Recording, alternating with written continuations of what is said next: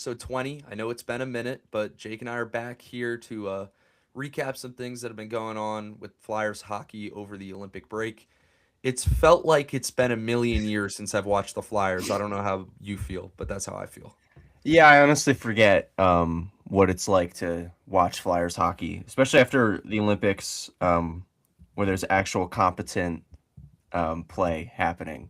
Yeah, It's strange watching like a power play that puts the puck in the net. It's weird. I was thinking to myself, I was like, I know it's the, you know, USA team in Canada. It's the two best hockey teams you can possibly make in Hmm. all of the world, probably. But it's crazy to me how different like the level of talent is from some of those guys. Just the way they enter the zone, it's the little things like the way they enter the zone on a power play or just when they have the puck in the offensive zone. Stuff like that is just like we're not used to seeing. And Yeah, and that's I don't mean to take a shot at our Flyers, but I mean they can it's actually cycle the puck. I know It's odd. their passes are actually like on point, like to the tape of the stick. It's crazy. Someone said in 8 years it will be USA versus Martone. That would be fire. Yeah. But yeah, there's a lot to go over. There's a few things about the Flyers, and obviously we can talk about the Olympics as well. Did you watch? I'm assuming you watched the game this morning.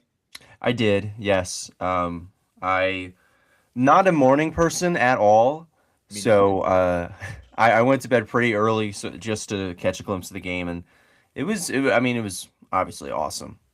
Any time I get to see USA versus Canada, specifically in hockey, I'm gonna watch it just because it's gonna be must see TV every time. 100%. And it's funny because I went to a restaurant this morning that opened. They opened at like 8 o'clock just for the game, Hmm. and my friend is a Devils fan. And joking around with him before the game started, I was like, "Imagine Jack Hughes game-winning goal," and then it happened, Yeah, and I was like, "Dude, I called that. I should have you bet should on put it." money But on it.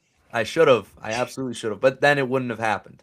Right, We know right. that it wouldn't have Yeah. happened if I bet on it. So, but yeah, thank you everybody for joining so far. Someone mentioned Bajarson. We called him up. Do you think that's a temporary thing just for the Olympic break, or do you think we'll see him in a Flyers uniform anytime soon? I think, especially from what I've heard, I think that he is probably going to get sent back down Mm. once Vladar is fully back and practicing, or is Arison still hurt? I think I'm not sure. Not 100% sure. He was hurt going into the break, Right. so I would assume he's back by the end of this, 2.5 or 3 week period, however long it's been. Feels like longer than that, but I would Right. assume he's back before then. Hmm. Um, but I wouldn't mind to see Bajarson get some playing time depending on what the situation of the team is like. Like Right. if we come out of the break, we win a few in a row and we're a few points out of a playoff spot. I don't mind the idea of just keeping Vladar in net or Ayerson as the backup, or if he's hurt, keep Kolosov. I don't mind it. But if this team comes out of the break, they lose a few, they're way out of a playoff spot at the deadline, I wouldn't mind seeing a guy like Bajarson get called up and get some playing time. Kind of like a why Because not? Yeah. yeah, At like that why point. not? Hmm. See what you got. And if look, I don't expect him to go out there and look like Prime Brodeur behind this Flyers, defense. I don't. But I would like to see a little bit of him at the NHL level because we know goaltending has been a problem since Voldemort left the team. Right. So I would like to see him get some playing time depending on the situation. What do you think? It can't get any worse. Like it, especially with Koloslov. Like I'm pretty much out on him at this point. I don't want him touching the NHL for a while because it's just very evident that he's not at that quite that talent level. Hmm. And Arison is another guy where I just don't think it's going to work in Philadelphia. He's gotten way too much of a leash at this point. We have this giant sample size of him playing very poorly. So I wouldn't mind Bjornsson being put into that situation. However, I don't know if that's the best for like because I think he's 21, if not 20. I think I he's think our he's age. 20. I Yeah. think. Okay, so he's younger than us. Yeah, because I Um, remember him being a year younger. I'm pretty sure. okay. That's So what I remember. even more so, like he's so young, and the fact that I don't know, young goalies when they get their confidence shattered right away, it can really hurt their development long term. So I would just be careful. But like you said, if we're way out of a playoff spot come like the deadline, I'm fine with Bjornsson getting a couple of games. It's not really going to hurt or do anything because at that point it's like okay, we're out, and we're not Right. going to put him in a position where you know it's a must-win game and he gets lit up for 5 goals. So Right. And I feel like it would be a similar situation to even when we had, even Vladar this year, even when we had Carter Hart, where it was like he could give up 5 goals on 35 shots. And right. I would say to, my friends or my dad or whoever, I'd be like, he played well, even though he gave up 5 goals, because none of them were his fault, because there's not Hmm. exactly a great team in front of him. And I feel like it would kind of be a similar situation to, Bajarson now. Yeah, Um, exactly. Someone said Vladar is the second coming of Michael Leighton. I don't. I think he's better than Michael Leighton. I I would. think I would agree. yeah, Michael Leighton was fine, but I don't think he ever showed the ability to take over and win a game for the team like Vladar has done a couple of Right. times this year. Right. I'm gonna let you guys join in a little bit, by the way, for the people asking. Um, but another thing about the goaltending situation. Do you see this team making a move at all at the deadline for a backup goalie or anything like that? Because everybody, every episode in the chat keeps saying that we need a goalie, we need to get rid of Ayerson. I don't know if you remember the one guy that was like, I need someone who stops the puck more. Right. Yeah, yeah. Yeah, a brilliant analysis by that guy. But do you think there's any chance this team makes a move for a goaltender? Um, I don't know, honestly, just because why give up assets for a goalie that might not be because more likely than not it's going to have to be a rental. Mm, Um, teams don't necessarily just give up their backup goaltender, especially if he's good. right. So,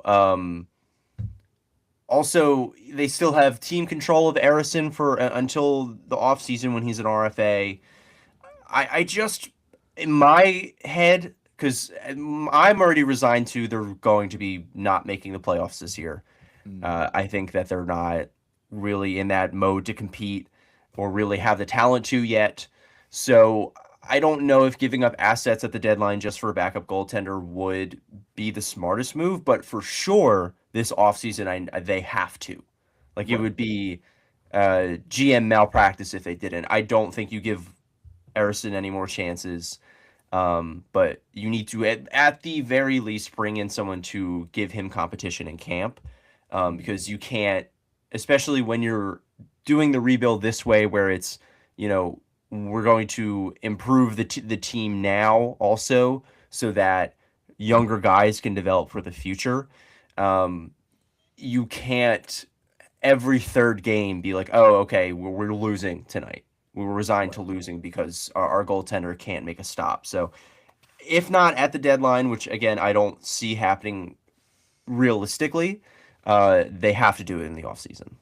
I would agree. I feel like it feels more like an off-season move. Mm-hmm. Like I know, this is a different situation, but like Zegers came in the offseason. That's not a move that they would have made at the deadline last year when they were out of the Right. playoffs. Like they wouldn't have given up, a few late picks and Paling or whatever for Zegers when, you're probably not making the playoffs. And at that time, it would probably come at more of an expensive price. Right. Uh, Right. so now you go to the off season, the Flyers get him for a little bit cheaper in the middle of like the summer. It was like June or July or something. They got him, uh, and I could see them doing something similar with a goaltender or just getting somebody in free agency. Mm-hmm. Um, I'm trying to read the chat here. I know a lot of people are talking about Team USA, first gold medal since 1980, ladies and gentlemen. So that's pretty cool. Since the Um, miracle, right? Yeah, since Yeah. Miracle on Ice. Yep. Someone said East Alaska. That's funny. 51st state. But yeah, I feel like getting a goaltender in Philadelphia would be more of a off-season move for sure. Yeah. Um, are there going to be any guys in your opinion? I know we talked about this a little bit last episode, but do you think there's any guys on the team right now that will not be on the team come the deadline? Um, yeah, I could see them moving somebody like Grunstrom out just because I think he has trade value, maybe the most trade value out of all of the UFAs. Mhm. Um, Noah Juleson, I don't expect to be on the team past the deadline. That's your boy. Uh, You don't want him to get traded. I know, that's my guy. I love when he takes those slap shots from the point and Yeah, then misses the net and then it gets goes into the beat. corner of the boards. It's great. Yeah, yeah, it's awesome. I don't get frustrated at all. No, no, it's Um, but yeah, Juleson, and then somebody just said in the chat, I think Ristolainen. I think he had a strong enough Olympics to where GMs are going to go looking, and I've said this all along. People get desperate at the deadline, especially those teams like Detroit, maybe not Pittsburgh, but like those on the bubble teams where it's not an absolute certainty that they're going to make the playoffs. I think they're going to get desperate and pay up for a guy like Ristolainen. You mentioned last episode that you think we could get a first for Ristolainen, if I remember correctly. Yeah. I I feel like if we got a first, and I said this last episode, if we got a first for Lawton, I think we could get one for Ristolainen as well. Hmm. I just think it's weird that you right before the you know the whatever you want to call it, the trading freezes in the NHL before the Olympic break, Panarin gets traded for basically a third round pick. Yeah. And now you're thinking, is that going to change anything that happens at the deadline? Maybe you don't get a first for Ristolainen if the Rangers only got a third for Panarin, or is that just Drury being an idiot? I feel like it's probably that, Yeah, but I think it's Drury being an yeah. idiot. And also, like he had all those trade protections and kind of could choose wherever he went. Mhm. And I don't, I Risto doesn't have any restrictions on that contract, so we can send him wherever. Right. Someone in the chat said Risto for to Anaheim for the Italy goalie and a second round pick. I haven't seen enough of that goalie that played for Italy. I know he looked really good in the Olympics, but Italy, I don't think they won a game in the Olympics. Um, but as an Italian, I wouldn't mind another Italian on the team. I don't even know if there is one right now. To I don't think be so. honest, besides Massimo Rizzo in on the Phantoms or whatever, if he's even still there. But um, I don't know if we would get all that for Ristolainen. I would assume the trade value for that goaltender from the Ducks, I would assume it's going up after the Olympics because he was talked about a lot. Right. But yeah, I don't see that happening. And yeah, I don't think we'd make another trade with Anaheim at this point. We've been making way too many trades with them in recent years. Cutter, Zegras. Someone said I'm excited for Jack Nesbitt. That reminds me, not about Jack Nesbitt, but Porter Martone. Have to talk Mhm. about him. A Oh hat trick yeah. the other night for Michigan State. He had 10 shots on goal in that game. Mhm.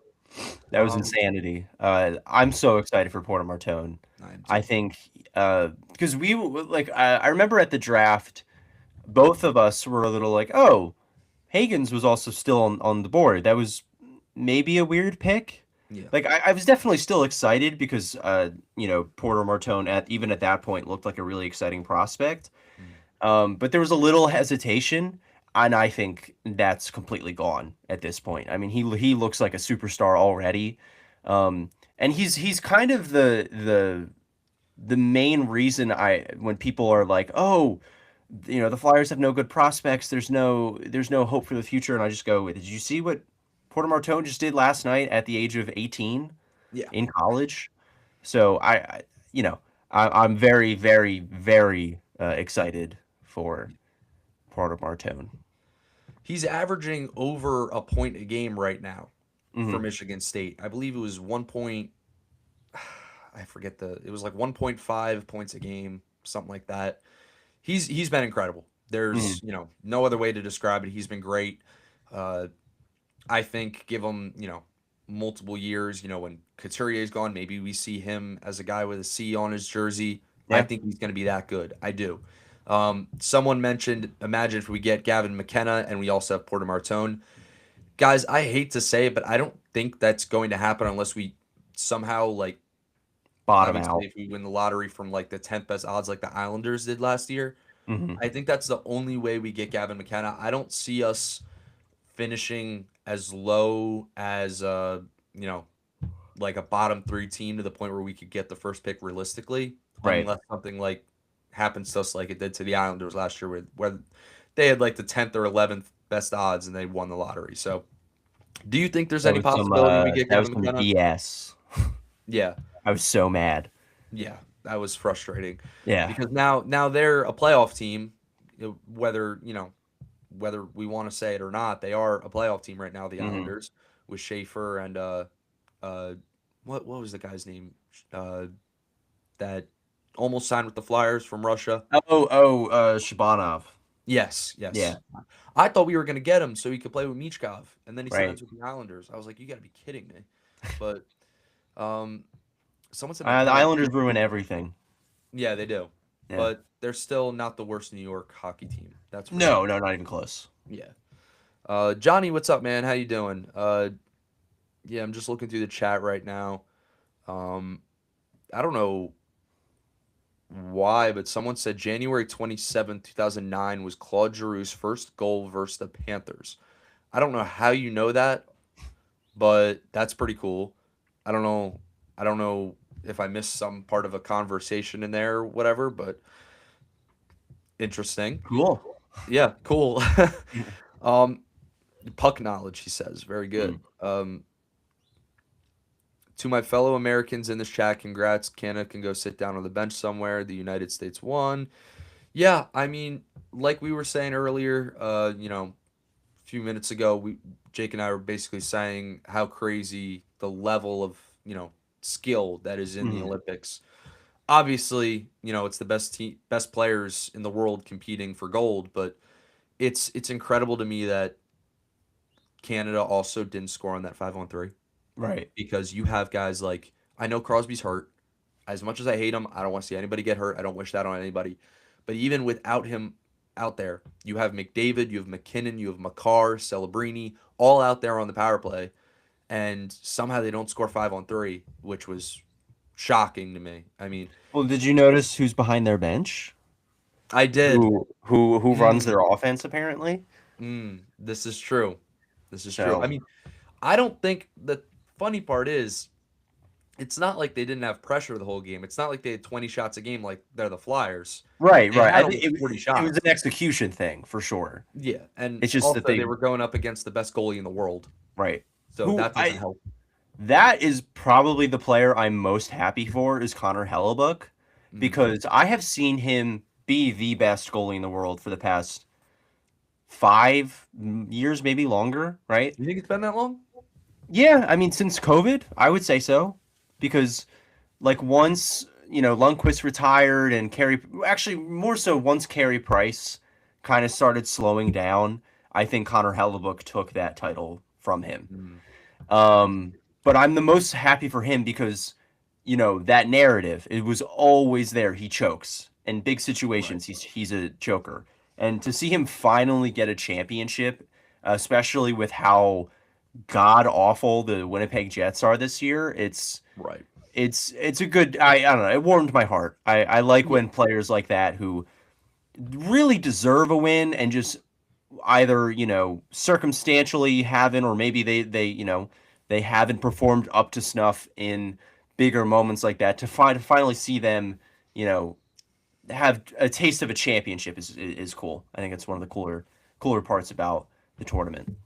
It is really cool, and it's also much different when you're playing for your country rather Right. than, just playing for, I don't want to say a random team, but like unless you grew up a diehard Winnipeg Jets fan, playing for USA probably means more to him than playing for the Winnipeg Jets. Right. So, I mean, not to say that you'd rather win a gold medal than a Stanley Cup. I'll let people in the chat decide which one they'd rather win. I'd rather win the cup, but still, Hmm. gold medal is something to be very proud of Oh uh, yeah.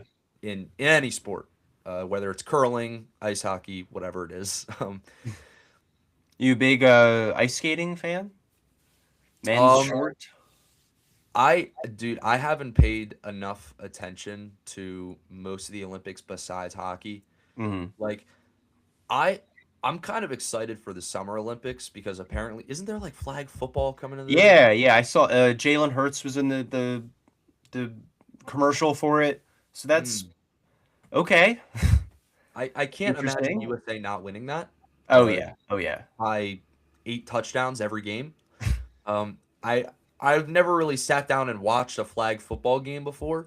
Like I haven't either. really I know the Pro Bowl is flag football now, but I don't That's watch it. I no. Nobody watches the Pro Bowl. Yeah.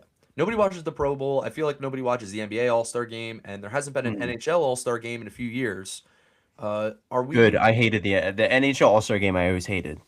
Are we officially returning that though next year with no Olympics and no four nations, I would assume? Is it or is it next year or are they doing a World Cup thing? Because I've Is heard there? that's going to be the thing is like a similar thing to Four Nations. Hmm, that would be cool. Yeah. Because you have the World Baseball Classic, obviously you have the World Cup for Mhm. soccer. Um, Besides the Olympics once every 4 years, you don't really have anything like that for hockey necessarily, Right. like at this level. So I think that would be sick. I think Oh that would be yeah. awesome. Um, it would be pretty similar to Four Nations, I would assume, just with more countries involved. I mean, Yeah. do you know any more information about it? No, just that. I've heard that there's going to be a sort of World Cup ish thing. So I don't know what really that would entail, especially like what countries count. You know, if Russia will be involved, which is kind of like the biggest question mark with that. So yeah, I don't know any other information other than I know there's going to be something that isn't the All Star game next year during this time. I would love. This is a hot take, but I always thought that the All-Star game in baseball was always really entertaining Oh when I yeah. was a kid because the winner would have home field advantage for the World Series. They stopped doing that in 2017, but I always thought that was a really cool idea because Hmm. now these guys are playing for something. Yeah. Like imagine they did the All-Star game in, the NHL, Eastern Conference versus Western Conference, and, you know, the winning conference got home ice for the Stanley Cup. I would love that idea actually, I, especially Eastern I think Conference that'd be versus sick. Western Conference. I think that's a really cool idea. Yeah. I Write always that thought that down. that would be cool because baseball did it for forever until Hmm. 2016 was the last year they did it. And I always thought that, obviously you can't do it for football because Super Bowl is a neutral site. Right. Basketball, you could do it, but nobody cares about the All-Star game in the NBA. The score's like 300 to 250 every year because nobody plays defense. Right. Um, and then there's the NHL All-Star game that I how do we feel about the four division like tournament thing? Are you not a fan of that? No, not necessarily. I think that the the format led to really boring hockey because no one cared because there was no stakes involved. There was no kind of like basketball where nobody played defense. Hmm. Um, However, I do think that again, splitting them into the Eastern and Western Conference, we would see a lot of matchups and I don't know, it would be a true best on best in that way because I feel like there's all these debates on, team wise. I think that the East beats the crap out of the West. And Right. then, but superstar wise, most of them are in the Western Conference. So it would be such a cool dynamic to see who would win out in that situation. Like, Yeah. you know, the East would have probably a lot more system guys, more guys that are role players, and then the West would just be full of like the Kaprizovs, the McDavids, the Dreisaitl's, et cetera, et cetera. That's a really interesting point because, like you said, all the best players, almost all the best players in the league are in the Western Conference. You got McDavid, McCarr, McKinnon, and then the Eastern Conference. Celebrini. Yeah, the Eastern Conference is like more like kind of role players that are all really good working together. Like we know that there's, you know, last two Stanley Cups, Oilers, Panthers. The Oilers have the better superstar talent, Hmm. but the Panthers had the better overall team, which is why they beat them 2 years in a row. Right. So it'd be interesting to see what would happen in a Western Conference versus Eastern Conference matchup. I think Oh that'd yeah. be really cool, especially if home ice for the Stanley Cup is on the line. Hmm. That would be sick. I think that'd be Especially really like the goalie matchups, you would see Hellebuck versus Shesterkin, Sorokin, Bobrovsky, and then you have a lot of the more defensive talent also on the East Coast with like Vasilevsky. yeah Vasilevsky. I always forget about Vasilevsky, but he's still one of the best goalies in the league. So that would be so interesting. And then seeing guys like uh, Reinhardt and Tage Thompson on the same line, it would just that would be pure entertainment. I think. That was who I was going to bring up before when you were mentioning Hellebuck has been the best goalie for 5 years. I feel like you could argue Vasilevsky when the Lightning won back-to-back cups. I feel Right. like you could argue that he was the number one goalie in the league at that time, like Most definitely. 2020 to 2022, I Yeah. would say. And then after that, I would say Hellebuck. I mean, he's the MVP, so Yeah. you can't really argue it right now, especially after this morning or night, wherever you're watching from. But if you're on the East Coast, morning. So, Mhm. Packer, what's up, man? How you doing? The NHL needs to collab with USC and have enforcers fight each other. Best All Star event. I mean, I you mean, want to Nick throw Poirier, he would just clean up. Zach Ronaldo in a ring. The other guy's not making it out alive. So Right. that's my guy. So by the way, for the people asking to do call-ins, I found out that if you call in and you're not at least 18, it apparently shadow bans the live, which absolutely sucks because I know a lot of you love to call in and I really appreciate that. But unfortunately, I don't think we're going to be able to do it for now unless something changes with TikTok or, um, I can figure out more information. But I apologize to the people that, you know, can't join. So I really apologize for that. Not my fault. I would let you guys call in if I could, but I'm not trying to get the account shadow banned because the last time we did that, each view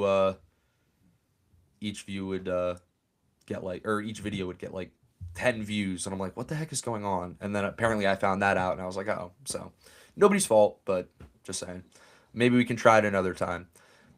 If you're above 18, you want to call in a little bit, perfectly fine with us.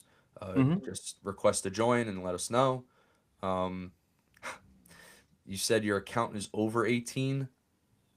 I mean, I don't know if that's how that works, but um, yeah. Another thing I wanted to mention, more Flyers related, is the trade rumors about a certain defenseman named Emil Andre. Right. He's one of my favorites on the team. I really like him. I think he's one of the best defensemen on the team. I really do. I think he's great upside. But I just don't understand the trade rumors because right now he hasn't proved enough to the point where you're going to get a lot for him. Hmm. And he also hasn't proved enough to the point where a lot of teams are going to want him. Right. I don't really understand it personally. Maybe you have a better view on this than I do, but I don't understand. I'm with you on this. Like I love Emil Andre. I was at that Sharks game last year. Yeah, it was last year Hmm. when he had that awesome power play pass where he went from the point to Michikov, who immediately bumpered it to Konechny to score. Okay. And that was one of the best plays from a Flyers defenseman I'd seen in a really long time. And he has that ability to really drive play and be an effective guy in the offensive zone. And he's also not that bad defensively. Like I see that as the main knock against him. I see it more so as just sometimes he gets beat physically, and that'll develop as he plays more. You know. Right. So I'm not on the side that wants to trade him.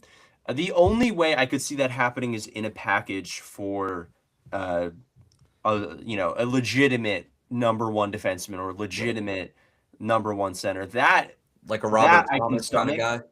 Yeah, yeah, like that I could stomach just because you have to give up something, you know?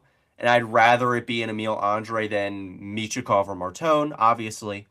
So, do I want to trade him? Absolutely not. I think they're kind of not using him correctly and like saying that you're going to, oh yeah, he's gonna get into one of the last games and then not, and still playing Noah Juleson.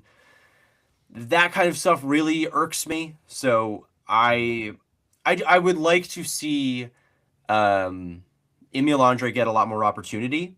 So hopefully, instead of him getting traded, we see those other bubble guys get kind of cleared out so that he can actually have some runway to, develop, maybe. Yeah. I don't know. I know that's a crazy idea to develop our young guys, but It's a crazy idea to have him start over Noah Juleson. I I mean, know. it's I know. crazy. That I just don't get. Emil Andre is just flat out a better player than Noah Juleson. Oh I yeah. don't care about experience. I don't care who's a veteran or who's the more experienced player, who's older. I don't care. Emil Andre is better. Hmm. That's it. He should be out there playing. Exactly. And even if he wasn't and it was close, give the younger guys playing time with the situation you're in as a franchise right now. Especially like, Noah Juleson's not going to be here past this year. I 100%. Like Right. he's going to get traded at the deadline for a mid round pick, then we're going to forget about him. Right. So prioritizing his ice time, especially like you said, in the situation that we're in as a franchise, makes zero sense to me. Yeah. Noah Juleson is going to be one of the guys that's like on a slideshow on Instagram or TikTok Hmm. in 10 years where it's like known Philadelphia Flyer Noah Juleson. We'll be like, oh, I Yeah, remember that guy. And then that's it. Flyers We'll never think legend. about him again. Yeah. Like, yeah, Flyers legend Noah Juleson. Yeah. Hopefully that's not the case with Emil Andre. Maybe it will be if they trade him, but we'll see. I'm not too happy about those trade rumors at all. I just don't Mm, think it makes sense. Um, I saw another mock trade from a. This is obviously not a credible source. This is from right. just somebody on Instagram. It was a San Jose Sharks page. Oh, I saw that. I saw The, that. the trade for Michkov. Yeah. What, Delusional. what are we doing? like, like what? That doesn't make Uh, any sense. a prospect that was taken in the late first round in the same draft year as Michikov, Mhm. Quentin Musty, which I mean, come on, Something like that. that name's brutal. Mm. But and then a 2028 first round pick for Michikov in a seventh, I think it was. So right off the bat, no. Yeah. Why would they do that? Why would they just flip Michikov just to get rid of like no? Mm. And also if you're gonna trade Michikov, get more than that. Yeah. If you're trading Michikov, especially to San Jose, you're giving me one of Eklund, Sam Dickinson, Michael Misa. Right. Like you're not giving me your scrap heap prospect Yeah. for our number one guy. So one, I think it that kind of thing pisses me off because it's like, all right, this is just a dumbass San Jose fan. Like Yeah. they're obviously not watching other teams, Mhm. but just the fact that they think he's even available for a trade like that is like, you, what are we doing? He probably saw on like Twitter, like someone was complaining about Michkov being out of shape and was like, "Oh, this is a good chance to get him while Right. his trade value's low. So let's do a Hmm. mock trade for him where we get him for dirt cheap and a Yeah. bag of chips. That'll go well." And then it just the post blew up, and I don't think the feedback that Flyers fans gave was very positive, to say the least. I don't remember what the comments were saying, but I remember they had similar opinions to you and I. So, Right. um, speaking of Emil Andre, his birthday's tomorrow. I don't know how you know that, but that's pretty cool. Happy Happy birthday, Emil birthday, Emil. Andre. Hopefully you don't get traded. Rangers suck, correct. Um, Amen to that. comments were crazy how they were. Um, let's see. If I could make another point about Michikov here, Yeah. I was having a discussion with somebody on social media, and they were of the mindset of like, oh, Michikov's getting traded, it's going to happen. What like I describe it as like, those people that are on the far totem pole politically, where it's like, okay, what you say doesn't even make any sense. Yeah. Like you're obviously just like a conspiracy theorist. Yeah. That was this guy, but Flyers version of that. He's like one of the people that is convinced all of the beat writers are being paid off by Danny Briere to say good things. Like one of those people. So I was trying to, be patient, talk some reasoning. But he brought up the Quinn Hughes situation, and I think that is a very interesting comparative. Mhm. So Quinn Hughes was drafted by the Vancouver Canucks in 2018. Yeah. He has been with the team since then. So that is 8 years ago at this point. He has gone through three different coaching changes and roster deconstruction and rebuilds over and over and over and over and over again and was still there, right? Mhm. And the GM came out and said, I don't know. We don't have really that much control over the situation. If Quinn Hughes wants out, we're gonna have to let him out. So to compare the Michikov situation to something like that took years of failure for that to have happened is crazy to me because it has been half a season of a little bit of a you know, kind of disappointing play. That's Right. it. So to suggest that that is any similar to what's going on with Michikov is one of the dumbest things I've seen on social media, and that's saying something. There's a lot of really dumb things, especially Mhm. about the Flyers out there, but just the second he said that, I was like, all right, blocked. Never mind, no more. Just because Never I mind. can't do this. I can't. Yeah. No. I love the Flyers, love our fan base. I think out of all the Philly sports teams, we have the least annoying fan base out of the four Oh major yeah. for sure. But sometimes it can get, frustrating to Hmm. talk to other fans, whether you were saying on Twitter, like you were like, I gotta delete this app. Oh Like this yeah. is just like there's some people on there that just have no idea what they're talking about.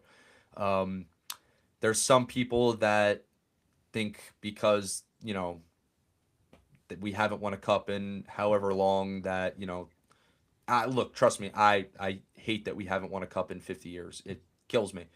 But that it's somehow like the guys on the team right now, it's their fault. Like Hmm. it's like I don't get it. Like It's not. It's years and years of failure from a management standpoint and ownership. Um, Especially like, and then again, you look at Vancouver; they've never won a cup, and they've been around pretty much as long as we have. I think were they? yeah.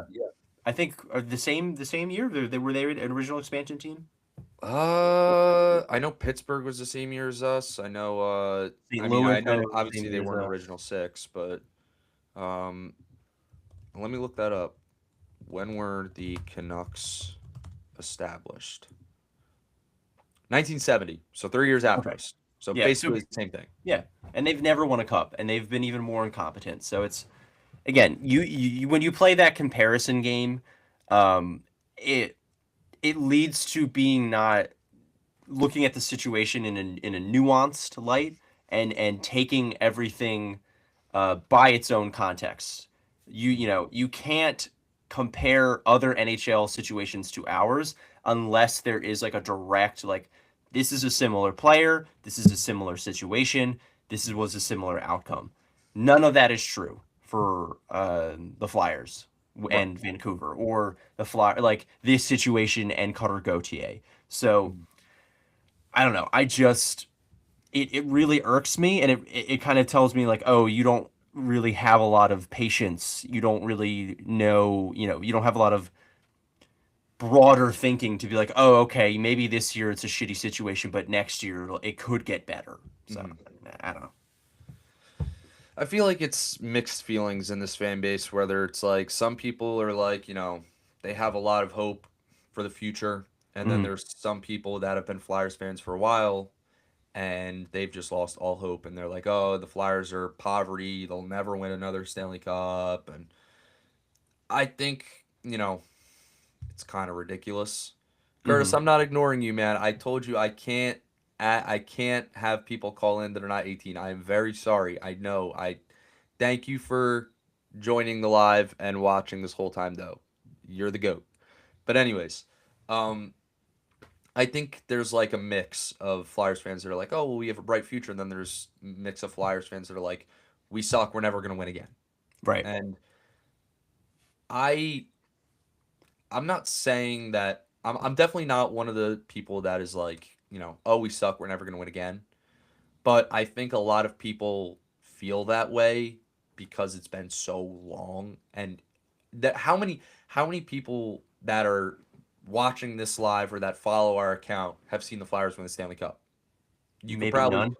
yeah, Yeah. exactly. It's and it's sad and it's like I know I'm kind of going on a rant here, but it's like if we could win a cup in the next 10 years, everything would change. Yeah. Everything. Like I hate to bring this team up as an example, but my least favorite team, the Rangers, they didn't win from 1940 until 94. That's Hmm. 54 years. It's a long time. They won that one Stanley Cup, and now they're, as much as I hate to admit it, they do have a pretty large fan base when the team's not terrible. Yeah. They do, they're a big market.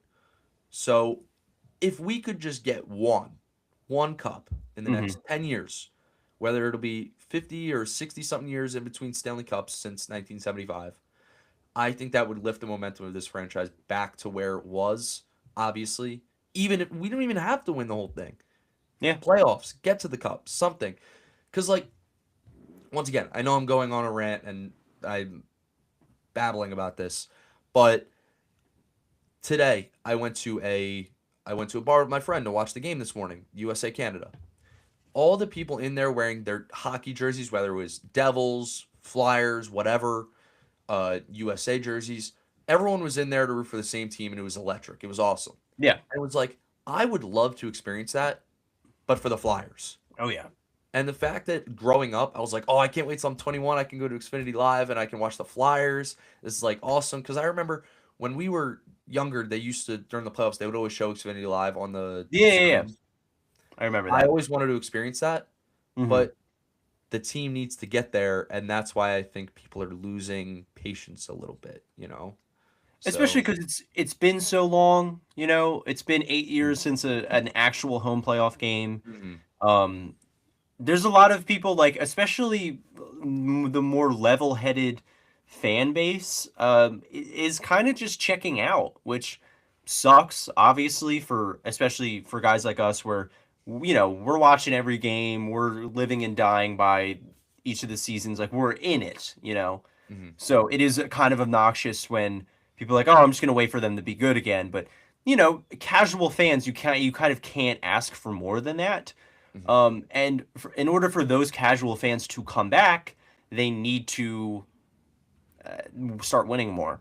right. So I think, like you said, we would see such a shift in attitude, and it would be fun to be a Flyers fan again. Like it Mhm, would those moments, like because right when you said Xfinity Live, I thought of when they won the reverse sweep against Boston, and you can hear JJ say, "Celebrate Philadelphia, you deserve it," and you could Yeah, I see remember that. Xfinity Live going crazy. Like I've had the same feeling. Like God, I wish I was there. I want to be a part of that, right? So I think it will happen. Philadelphia is way too big of a market, especially with hockey, for us to go longer than a handful of years, which I know it seems like it's been forever, but it really 6 years in the grand scheme of things is not that long. Mhm. So I don't think that they will be horrible for that much longer.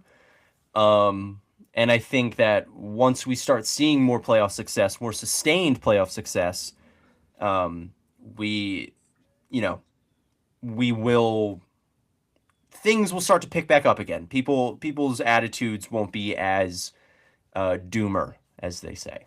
Right. I just want to say real quick, bye, Curtis. Thank you so much for watching. I know he was trying to say goodbye, but see you, Curtis. Thank you so much for watching. Yeah, it's tough because it's like you go to stores nowadays and it's like, oh, there's whether it's a pet store or ShopRite, whatever it is, there's Eagle stuff, there's Philly stuff, sometimes there's even Sixer stuff.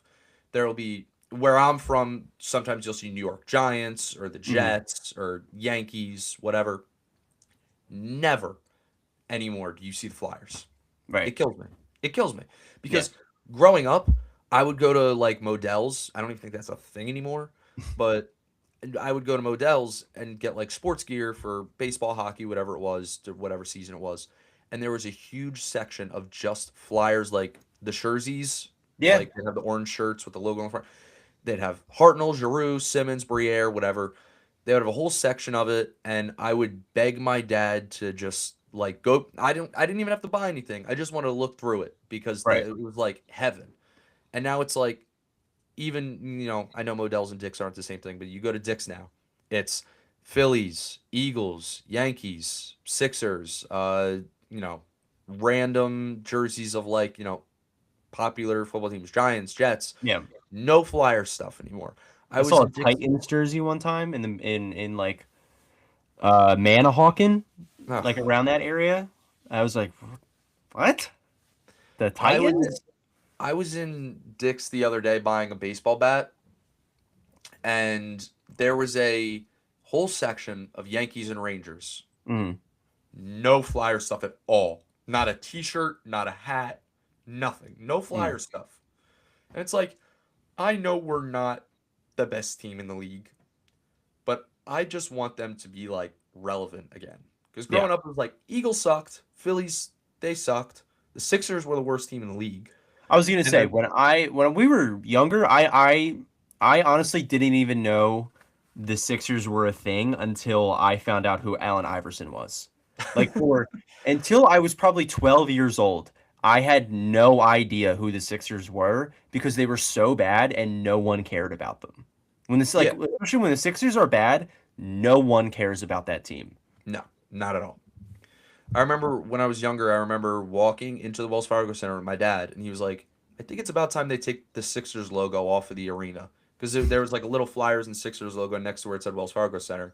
Hmm. And it was basically like, nobody cared at Yeah. all. Because they would start seasons like 1-20, Hmm. like in the first 21 games. It was ridiculous. And Flyers aren't that bad, but they need to get to the point where they're Philadelphia's team again. I Hmm. know it's going to be hard to do that with how popular the Eagles are. Hopefully, maybe sorry to the Phillies fans in here. Hopefully, they take a step back. Maybe the Flyers Yeah. can jump them. But I would The just like to Eagles is a see hard thing just because they're so like that's a cult over they're there. so insufferable. Yeah, that's so different, and I don't think that'll ever change.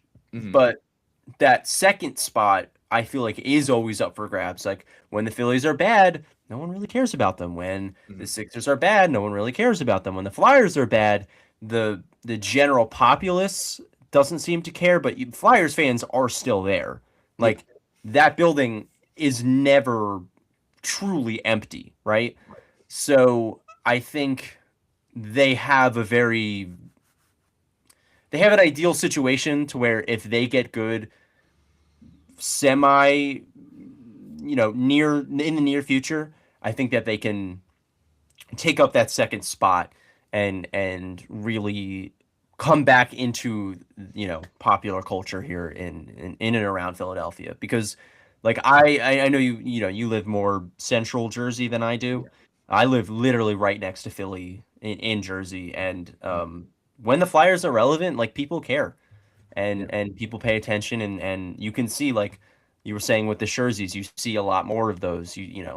So You used to see a lot more people wearing Flyers merchandise in public too. mhm. Like now it's like every time I see someone wearing Flyers stuff in public, I'm like, "Hey, nice hat, nice shirt," Yeah, because I don't see it that often. right. Growing up, all I saw. Now it's like, "Oh, go Birds, go Phils." Like no disrespect to you guys that root for those teams. I know there's a lot of people in here that root for all those teams. You're allowed to do that. But I would like the Flyers to be on that level again, you know? Yeah, almost definitely. And all disrespect to Eagles fans, Yeah. by the way. You said it, not me. I will say we beat Yeah, them this year, so this is true. they can We should suffer. have beat them, but we couldn't make a field goal. So, that's great. But yeah, any last thoughts before we wrap this up, Jake? Not necessarily. Just I'm excited for Flyers hockey to finally be back. I hate these breaks. They are I don't know because Flyers. It just I'm so used to it. Like you get into that routine because the off season's one thing. You have other stuff to distract you. Baseball's on. Mm.